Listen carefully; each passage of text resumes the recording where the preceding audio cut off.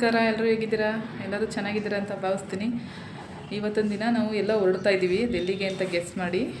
ಎಲ್ಲ ಪೂಜೆ ಎಲ್ಲ ಆಯಿತು, ಬನ್ನಿ ತೋರಿಸ್ತೀನಿ.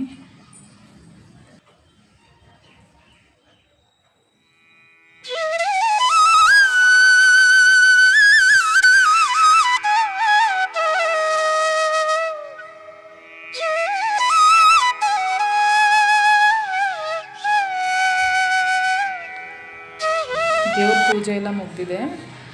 ನೆನ್ನೆನೇ ಎಲ್ಲ ರೆಡಿ ಮಾಡ್ಕೊಂಡಿದ್ದೆ. ದೇವ್ರ ಸಾಮಾನು ಎಲ್ಲ ಬೆಳಿಗ್ಗೆ ರೆಡಿ ಆಯಿತು. ಮತ್ತು ನನ್ನ ಹಸ್ಬೆಂಡು ರೆಡಿಯಾಗಿದ್ದಾರೆ, ಕುಸುಮನೂ ರೆಡಿಯಾಗಿದ್ದಾಳೆ. ಹಾಯ್ ಮಾಡಿರಿ. ಆ ಫೋನ್ ಹುಡುಗಿ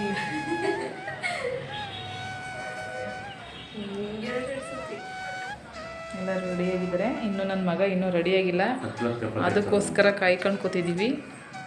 ಸೊ ಅವ್ನು ಬಂದ ತಕ್ಷಣ ಹೊರಡ್ತಾ ಇರ್ತೀವಿ. ನನ್ನ ಮಗನೂ ಕೂಡ ರೆಡಿಯಾಗಿ ಬಂದ, ನಾವು ಕೂಡ ಹೊರಡ್ತಾ ಇದ್ವಿ. ನನ್ನ ಹಸ್ಬೆಂಡು ಬೇಗ ಆಗ್ತಾ ಇದ್ದಾರೆ. ಊರಿಂದ ಬಂದು ಒಂದು ವಾರ ಆಗಿತ್ತು, ವಿಡಿಯೋನೇ ಮಾಡೋಕ್ಕಾಗಿರಲಿಲ್ಲ. ಇವತ್ತು ಮಾಡ್ತಾಯಿದ್ದೀನಿ. ಇವತ್ತು ಎಲ್ಲಿಗೆ ಹೋಗ್ತಾ ಇದ್ದೀವಿ ಅಂತಂದರೆ ಆರತಿ ಉಕ್ಕಡಕ್ಕೆ ಹೋಗ್ತಾ ಇದ್ದೀವಿ. 1 ವರ್ಷನೇ ಆಗಿತ್ತು, ಹೋಗೇ ಇರಲಿಲ್ಲ. ಸೊ ಅದಕ್ಕಾಗಿ ಹೋಗಿದ್ದು ಬಂದುಬಿಡೋಣ ಇವತ್ತು ಅಂದ್ಬಿಟ್ಟು ಹೊರಡ್ತಾ ಇದ್ದೀವಿ. ಈ ಸಲ ರಜೆಗೆ ನಾವೆಲ್ಲೂ ಹೊರಗಡೆ ಹೋಗಲೇ ಇಲ್ಲ, ಬರೀ ನಮ್ಮ ಅಪ್ಪನ ಮನೆಗೆ ಹೋಗಿದ್ದು ಬಂದನಲ್ಲ ಅಷ್ಟೇ. ಇನ್ನೆಲ್ಲೂ ಬೇರೆ ಕಡೆ ಟ್ರಿಪ್ಗೆ ಹೋಗಲೇ ಇಲ್ಲ. ಅದಕ್ಕೆ ದೇವಸ್ಥಾನಕ್ಕಾದರೂ ಹೋಗಿದ್ದು ಬಂದುಬಿಡೋಣ ಅಂತಂದ್ಬಿಟ್ಟು ಹೊರಡ್ತಾ ಇದ್ದೀವಿ. ನನ್ನ ಹಸ್ಬೆಂಡು ಇವತ್ತು ಕೆಲಸ ಏನಿಲ್ಲ, ಫ್ರೀ ಮಾಡ್ಕೊಂಡಿದ್ದೀನಿ ಅಂತಂದ್ಬಿಟ್ಟು ಕರ್ಕೊಂಡು ಹೋಗ್ತಾ ಇದ್ದಾರೆ.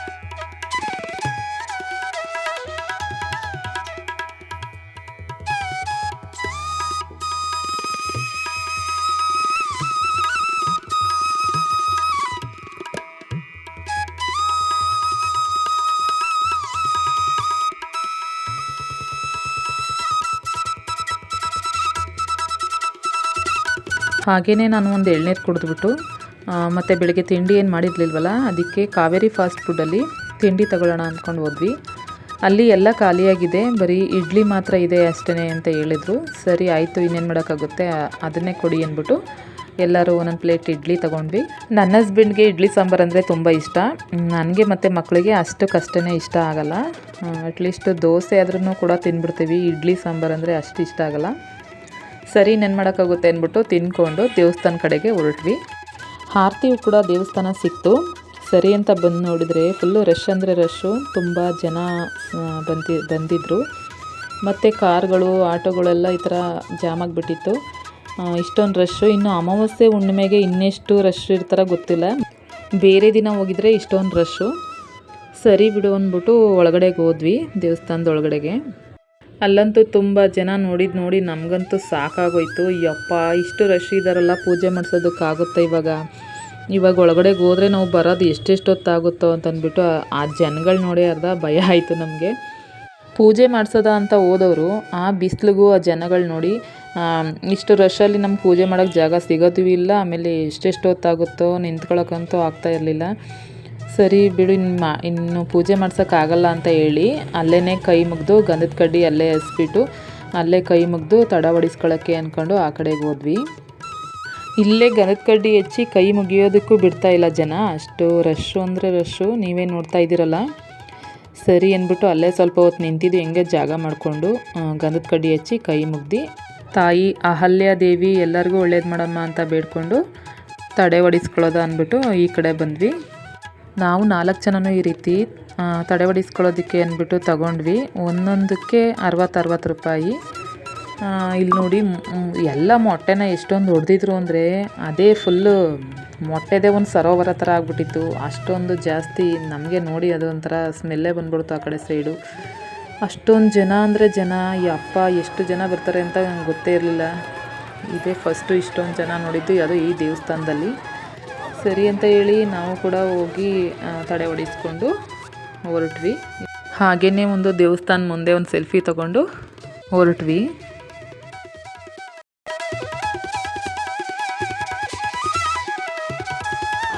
ಫೋಟೋನೆಲ್ಲ ತಗೋಬೋದು ಬನ್ನಿ.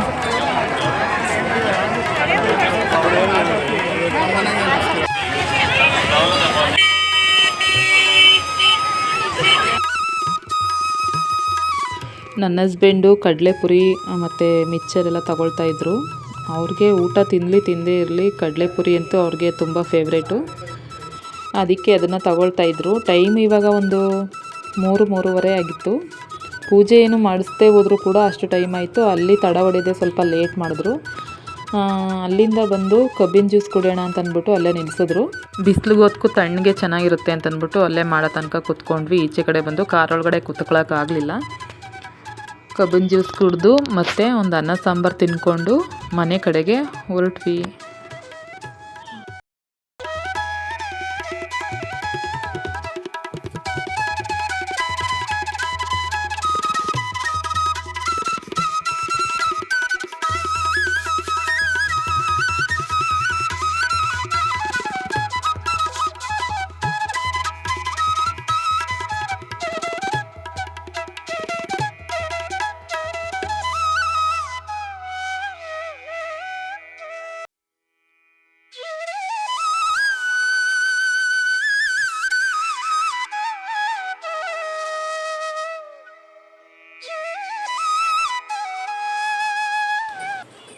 ದೇವಸ್ಥಾನದಿಂದ ಆವಾಗಲೇ ಬಂದ್ವಿ. ಮನೇಲಿ ಫುಲ್ ಕರೆಂಟ್ ಹೊಂಟೋಗಿತ್ತು. ಮಳೆ ಜಾಸ್ತಿ ಆಗಿರೋದ್ರಿಂದ ಅದಕ್ಕೆ ಇವಾಗ ವ್ಲಾಗ್ ಸ್ಟಾರ್ಟ್ ಮಾಡಿದ್ದೀನಿ. ಊರಲ್ಲಿ ತುಂಬ ಮಳೆ ಊದಿತ್ತು. ಅಲ್ಲಿ ಮೈಸೂರು ಕಡೆ ಎಲ್ಲ ಮಳೆ ಇರಲಿಲ್ಲ, ಆದರೆ ಸ್ವಲ್ಪ ಗಾಳಿ ಬರ್ತಾ ಇತ್ತು. ಸಂಜೆ ಆಯ್ತಾ ಸ್ವಲ್ಪ ತಲೆನೋವು ಬಂತಲ್ಲ, ಕರೆಂಟ್ ಬೇರೆ ಇರಲಿಲ್ಲ ಮನೇಲಿ ಅಂದ್ಬಿಟ್ಟು ಅವಾಗ ಕರೆಂಟ್ ಬಂತು. ಸ್ವಲ್ಪ ಟೀ ಮಾಡ್ಕೊಂಡು ಕುಡ್ಕೊಂಡು ಆ ಕಡೆಯಿಂದ ಬರುವಾಗಲೇ ಸ್ವಲ್ಪ ತಲೆಕಾಲು ತಂದು ಕೊಟ್ಟಿದ್ರು ನನ್ನ ಹಸ್ಬೆಂಡು. ಅದನ್ನು ಕೂಡ ಮಾಡೋದಕ್ಕೆ ರೆಡಿ ಮಾಡ್ಕೊಳ್ತಾ ಇದ್ದೀನಿ. ಕಾಯಿನ ಕಟ್ ಮಾಡ್ಕೊಳ್ತಾ ಇದ್ದೀನಿ. ಖಾರ ರುಬ್ಬಿಟ್ಟು ಸಾಂಬಾರಿಗೆ ಮತ್ತು ಅಡುಗೆ ಮಾಡಬೇಕು. ಇವತ್ತು ಟೈಮು 7:45 ಆಗಿದೆ. ಅಡುಗೆ ಆದಮೇಲೆ ಸಿಗ್ತೀನಿ ಫ್ರೆಂಡ್ಸ್. ಇಲ್ಲಿ ಅಡುಗೆಗೆ ತಲೆಕಾಲನ್ನ ಸ್ವಲ್ಪ ಬಿಸಿ ನೀರಲ್ಲಿ 1-2 ಸಲ ವಾಶ್ ಮಾಡಿಕೊಂಡು ಚೆನ್ನಾಗಿ ಇಟ್ಕೊಂಡಿದ್ದೀನಿ. ಖಾರ ರುಬ್ಬೋದಕ್ಕೆ 1 ತೆಂಗಿನಕಾಯಿ, 2 ಈರುಳ್ಳಿ, ಸ್ವಲ್ಪ 1 ಹಿಡಿಯಷ್ಟು ಕೊತ್ತಂಬರಿ ಸೊಪ್ಪು, 1 ಸ್ಪೂನಷ್ಟು ಕಡಲೆ, ಒಂದು ಅರ್ಧ ಇಂಚು ಶುಂಠಿ, ಒಂದು 3-4 ಎಸಳು ಬೆಳ್ಳುಳ್ಳಿ ಬೇಳೆ. ಇದಕ್ಕೆ ಚಕ್ಕೆ ಮತ್ತು ಲವಂಗ ಹಾಕೋಬೇಕು. ನಾನು ಹಾಕ್ಕೊಂಡಿಲ್ಲ, ಯಾಕಂದರೆ ಮಟನ್ ಸಾಂಬಾರು ಪುಡಿಗೆ ಚಕ್ಕೆ ಲವಂಗ ಹಾಕಿ ಬಿಡಿಸಿದ್ದೀವಿ, ಅದಕ್ಕೋಸ್ಕರ ಹಾಕೊಳ್ಳಿಲ್ಲ. ಇದಕ್ಕೆ ಖಾರದ ಪುಡಿ ಸೇರಿಸ್ಕೊಂಡು ರುಬ್ಕೊಂಡು ಬಂದಿದ್ದೀನಿ.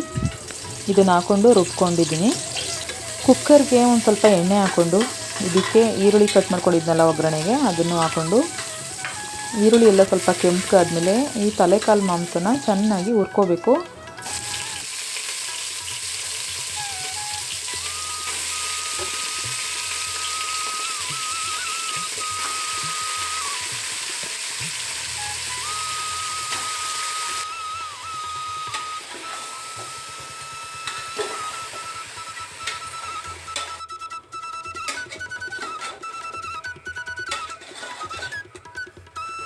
ಇದಕ್ಕೆ ಸ್ವಲ್ಪ ಅರಳುಪ್ಪು ಹಾಕ್ಕೊಂಡು ಒಗ್ಗರಣೆಗೆ ಚೆನ್ನಾಗಿ ಸ್ವಲ್ಪ ಹುರ್ಕೊಂಡಾದ್ಮೇಲೆ ರುಬ್ಕೊಂಡಿರುವಂತಹ ಖಾರನೂ ಕೂಡ ಇದಕ್ಕೆ ಸೇರಿಸ್ಕೋಬೇಕು. ನಮಗೆ ಸಾಂಬಾರು ಎಷ್ಟು ಕನ್ಸಿಸ್ಟೆನ್ಸಿ ಆಗಬೇಕು ಅಷ್ಟುವರೆಗೂ ನಾವು ನೀರು ಹಾಕ್ಕೊಂಡು ಇದಕ್ಕೆ ಚೆನ್ನಾಗಿ ಸ್ವಲ್ಪ ಮಿಕ್ಸ್ ಮಾಡಿ ಚೆನ್ನಾಗಿ ಒಗ್ಗರಣೆ ಮಾಡಾಗಲೇ ಸ್ವಲ್ಪ ಉಪ್ಪು ಹಾಕಿರ್ತೀವಿ. ಇನ್ನೊಂದು ಸ್ವಲ್ಪ ನೋಡ್ಕೊಂಡು ಇನ್ನೊಂದು ಅರ್ಧ ಸ್ಪೂನು ಅಥವಾ 1 ಟೀ ಸ್ಪೂನಷ್ಟು ಉಪ್ಪು ಹಾಕಿ ಚೆನ್ನಾಗಿ ಮಿಕ್ಸ್ ಮಾಡಿ ಕುಕ್ಕರ್ ಮುಚ್ಚಳನ ಮುಚ್ಚಬೇಕು.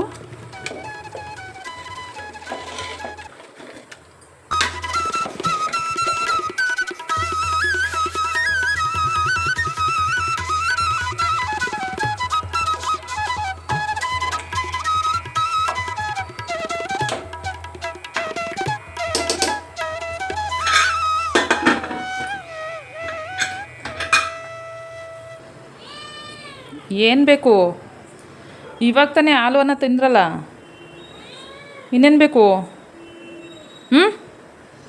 ಏನು ಬೇಕು? ಊಟ ಮಾಡಿದ್ರೂ ಮಿಯಾವ್ ಮಿಯಾವ್ ಮಿಯಾವ್ ಅಂತ ಹರ್ಚ್ತೀರಾ? ಹೇಳು.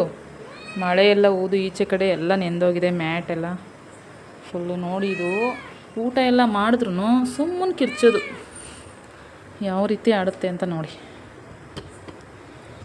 ಹಾಲು ಮತ್ತು ಅನ್ನ ಹಾಕಿದ್ರೂ ತಿಂದೇನೆ ಅರ್ಧಂಬರ್ಧಂ ತಿಂದ್ಬಿಟ್ಟು ಯಾವ ರೀತಿ ಕಿರ್ಚ್ತಾ ಇದೆ ನೋಡಿ. ಇನ್ನೂ ಇಷ್ಟ ಐತೆ. ಎಷ್ಟು ಇದು ಗೊತ್ತಾ ಇವಕ್ಕೆ ನೋಡಿ. ಆಗಲೇ ಹೆಂಗೆ ಆಡ್ತಾರೆ. ಯಾಕಂಗೆ ಕಿರ್ಚೋದು? ತಿನ್ನು ಅಲ್ಲಿ, ತಿನ್ನು ಹಾಕಿರೋದನ್ನ ನೋಡಿ. ಅವ್ರ ಮಮ್ಮಿ ಹೋಯ್ತು ಒಳಗಡೆಗೆ.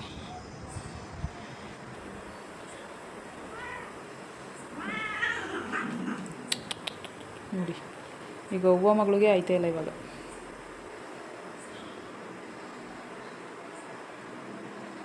ಏನಾಯ್ತೋ ಕಾಣೆ. ಏನದು? ಯಾವ ರೀತಿ ಆಡ್ತವೆ ಅಂದರೆ, ಈಗ ಟುಮ್ ಪುನಃ ಪ್ರೆಗ್ನೆಂಟು. ಇದೊಂದನ್ನೇ ತಡೆಯೋಕ್ಕಾಯ್ತಿಲ್ಲ, ಮತ್ತೆ ಪ್ರೆಗ್ನೆಂಟು. ಅದೇನು ಹೊಟ್ಟೆ ಒಳಗಡೆ 2 ಇದಾವೋ 3 ಇದಾವೋ ಗೊತ್ತಿಲ್ಲ ಮರಿಗಳು. ಈ ಥರ ಇದ್ರ ಥರ ಮರಿಯಾಗ್ಬಿಟ್ರಂತೂ ಜೀವ ತಿಂದಾಕ್ಬಿಡುತ್ತೆ. ಕಿರ್ಚಿನೇ ಅರ್ಧ.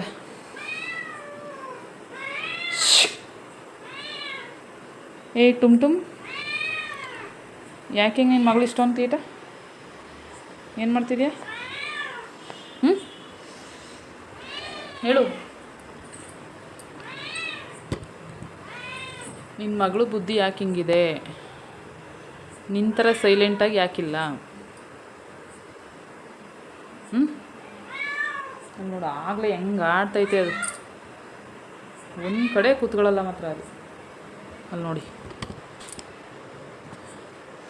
ಅಲ್ಲಿ ಇಲ್ಲಿ ಹೋಗಿ ಏನಾದರೂ ಸರ್ಚ್ ಮಾಡ್ತಾನೇ ಇರಬೇಕು. ಏನಿದೆ ಅಲ್ಲಿ? ಬಾಯ್ಲಿ.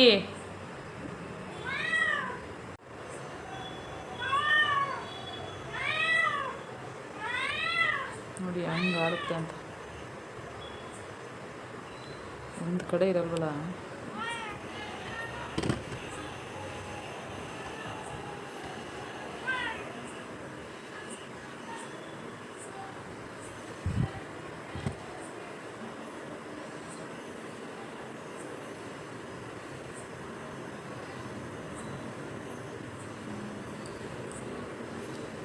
ನೋಡಿ ಆಚೆ ಕಡೆ ಮಳೆ ಎಲ್ಲ ಜಾಸ್ತಿ ಊದ್ಬಿಟ್ಟು ಇವಕ್ಕೆ ಊಟಕ್ಕೆ ಹಾಕಿರೋ ಬಟ್ಲು ಪ್ಲೇಟೆಲ್ಲ ತೇಲ್ಕೊಂಡು ನಿಂತಿದ್ದಾರೆ. ಅಷ್ಟರ ಮಟ್ಟಿಗೆ ಬಂದೈತೆ ಮಳೆ. ಏನಕ್ಕೆ ಅಂದರೆ ಹಾಲು ಅನ್ನ ಹಾಕಿದ್ದೀನಿ, ಅದನ್ನು ಜಾಸ್ತಿನೂ ತಿಂದಿಲ್ಲ, ಸ್ವಲ್ಪ ತಿಂದ್ಕೊಂಡು ಈ ರೀತಿ ನಾಟಕ ಆಡ್ತಿರೋದು ಇಬ್ರು. ಯಾಕೆ ಹೇಳಿ? ತಲೆಕಾಲು ಮಾಡ್ತಾಯಿದ್ದೀನಲ್ಲ, ಅದ್ರ ಸ್ಮೆಲ್ಗೆ ಅದನ್ನು ಕೊಡಲಿ ಅಂತ. ನಾನು ಬಂದಾಗಲಿಂದ ಕಿರ್ಚ್ತಾ ಇದ್ವಲ್ಲ ಪಾಪ, ಏನೋ ಹೊಟ್ಟೆ ಹಸ್ತಿರ್ಬೇಕು ಅಂದ್ಬಿಟ್ಟು ಹಾಕೊಟ್ರೆ ತಿಂತಾನೇ ಇಲ್ಲ. ಇದ್ರ ಸ್ಮೆಲ್ಗೆ ನಾನ್ ವೆಜ್ ತಿನ್ಬೇಕೇನೋ ಅವು ಅಲ್ವಾ? ಅದಕ್ಕೋಸ್ಕರ ಈ ತಲೆಕಾಲು ಸ್ಮೆಲ್ ಬರ್ತಾ ಇದೆಯಲ್ಲ, ಅದಕ್ಕೆ ಇಬ್ರು ಮುಟ್ತಾ ಇಲ್ಲ ನೋಡಿ. ಎಲ್ಲರೂ ಹೋಯ್ತು. ಈ ರೀತಿ ನಮ್ಮ ಬೆಕ್ಕುಗಳ ಕತೆ. ಸಾಂಬಾರು ಕೂಡ ಆಯಿತು. ಸಾಂಬಾರನ್ನು ಕೂಡ ಎತ್ತು ಮಡಗ್ತಾ ಇದ್ದೀನಿ. ಇವಾಗ ಅನ್ನನ ನಾನು ಯಾವಾಗಲೂ ಕುಕ್ಕರಲ್ಲಿ ಮಾಡೋದೇ ಇಲ್ಲ. ಯಾವಾಗಲೂ ನಾನು ಮಾಡೋದು ಪಾತ್ರೆಯಲ್ಲಿ ಮಾಡಿಬಿಟ್ಟು ಗಂಜಿನ ಬಸಿತೀನಿ. ಈ ರೀತಿ ಮಾಡಿದ್ರೇ ನನ್ನ ಹಸ್ಬೆಂಡ್ ಎಲ್ಲ ಇಷ್ಟಪಟ್ಟು ಊಟ ಮಾಡ್ತಾರೆ. ಕುಕ್ಕರಲ್ಲಿ ಮಾಡಿದ್ರೆ ಅನ್ನನ ಒಂದಿನನೂ ಊಟ ಮಾಡಲ್ಲ. ಅದೇನೋ ನಮಗೆ ರೂಢಿಯಾಗಿಬಿಟ್ಟಿದೆ ಈ ರೀತಿ ಬಸಿದ ಅನ್ನನ ಊಟ ಮಾಡಿ. ಯಾವಾಗಲೂ ಕುಕ್ಕರ್ ಅನ್ನ ಅಂತೂ ತಿನ್ನೋಕ್ಕೆ ಇಷ್ಟ ಆಗಲ್ಲ ಅಷ್ಟಾಗಿ. ಈ ರೀತಿ ಎಲ್ಲ ಆಯಿತು. ಇವಾಗ ಮುದ್ದೆಗೂ ಕೂಡ ಮಡಗಿದ್ದೀನಿ. ಅಷ್ಟೋ ತನಕ ಅಡುಗೆ ಆಗೋ ತನಕ ಮಕ್ಕಳು ಬೆಕ್ಕುಗಳ ಜೊತೆ ಆಟ ಆಡ್ತಾಯಿದ್ರು. ನಮ್ಮಲ್ಲಿ ಯಾವಾಗಲೂ ನಾವು ಟಿ ವಿನೇ ಹಾಕಲ್ಲ, ಯಾಕಂದರೆ ಮಕ್ಕಳು ಓದ್ಕೊಳ್ಳಲ್ಲ, ಟಿ ವಿ ಅಂತ ನೋಡ್ತಾ ಇರ್ತಾರೆ ಅಂತಂದ್ಬಿಟ್ಟು ನಾವು ರೀಚಾರ್ಜ್ ಮಾಡಿಸಿಲ್ಲ. ಮಂಜು 9ನೇ ಕ್ಲಾಸಿಂದ SSLCಗೆ ಹೆಂಗೆ ಓದೋದಕ್ಕೆ ಸ್ಟಾರ್ಟ್ ಮಾಡಿದ್ನೋ ಆವಾಗಲಿಂದ ನಾವು ರೀಚಾರ್ಜೇ ಮಾಡಿಸಿಲ್ಲ. ಅವರು ಕೂಡ ಅದನ್ನು ರೀಚಾರ್ಜ್ ಮಾಡಿಸಿ ನಾನು ಟಿ ವಿ ನೋಡಬೇಕು ಅಂತೆಲ್ಲ ಏನೂ ಕೇಳಲ್ಲ. ಸ್ವಲ್ಪ ಬೇಜಾರಾದರೆ ಈ ರೀತಿ ಬೆಕ್ಕುಗಳ ಜೊತೆ ಆಟ ಆಡ್ತಾರೆ, ಇಲ್ಲಾಂದರೆ ಮೊಬೈಲ್ ನೋಡ್ತಾರೆ ಸ್ವಲ್ಪ ಹೊತ್ತು. ಜಾಸ್ತಿನೂ ನೋಡೋಕ್ಕೆ ಬಿಡಲ್ಲ. ಈ ರೀತಿ ಎಲ್ಲ ಬೆಕ್ಕುಗಳ ಜೊತೆ ಆಟ ಆಡ್ತಾ ಕಾಲ ಕಳೀತಾಯಿದ್ರು. ಅಷ್ಟೊತ್ತಿಗಾಗಲೇ ಸಾಂಬಾರು ಕೂಡ ರೆಡಿ ಆಯಿತು, ಮುದ್ದೆನೂ ಕೂಡ ಆಯಿತು. ಇವಾಗ ಎಲ್ಲರೂ ಊಟ ಮಾಡೋದಕ್ಕೆ ಕೂತ್ಕೊಳ್ತೀವಿ. ಮುದ್ದೆನ ಜಾಸ್ತಿ ತಿನ್ನಲ್ಲ. ನನ್ನ ಹಸ್ಬೆಂಡು ಒಂದು ಅರ್ಧ ಮುದ್ದೆ ತಿಂತಾರೆ ಅಷ್ಟೇ. ನಾನು ಅಷ್ಟೇ, 1-2 ಮುದ್ದೆ ಮಾಡಿದ್ರೆ ನಮ್ಮ ಮನೆಯಾಗೆಲ್ಲ 4 ಅದನ್ನೇ ಅರ್ಧ ಮಾಡ್ಕೊಳ್ತೀವಿ ಅಷ್ಟೇ ನಾವು ಮಾಡೋದು. ಸರಿ ಅಂತ ಇವಾಗ ಎಲ್ಲರೂ ಅಡುಗೆನೂ ಆಯಿತು. ಬೆಕ್ಕುಗಳಿಗೆ ಫಸ್ಟು ಊಟ ಹಾಕಿ, ಇಲ್ಲಾಂದರೆ ನಮಗೆ ಊಟ ಮಾಡೋದಕ್ಕಂತೂ ಬಿಡಲ್ಲ ಅವು. ಅವಕ್ಕೆ ಫಸ್ಟ್ ಊಟಕ್ಕೆ ಕೊಟ್ಬಿಟ್ಟು ಆಮೇಲೆ ನಾವು ಊಟ ಮಾಡೋದು. ಇವಾಗ ನಾವು ಊಟಕ್ಕೆ ಕೂತ್ಕೊಳ್ತೀವಿ.